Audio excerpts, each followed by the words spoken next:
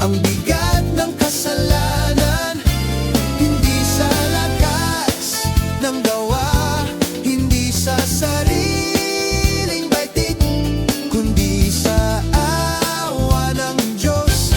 Unlang may kaligtasan. Sa harap mo'y wala kaming maipagmamalaki. Ang batas ay salamin ng aming pagkukulang. Sa kautusan, kasalanan ay nakilala, ngunit sa iyo, pag-asa'y ibinigay. Kung walang takot, walang kapayapaan. Kung walang Diyos, landas ay kadiliman. Ngunit sa iyong liwanag, kami lalapit. Sa biyaya mo, kami awit.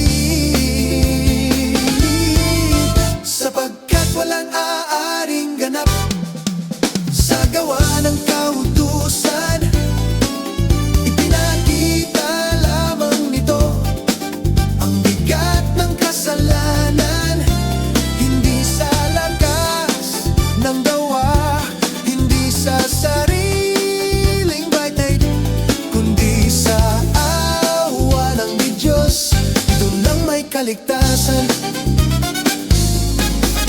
Sapagkat walang aaring ganap sa gawa ng kautusan, ipinakita lamang ito ang bigat ng kasalanan. Hindi sa lakas ng gawa, hindi sa sariling baitit, kundi sa awa ng Diyos. Doon lang may kaligtasan.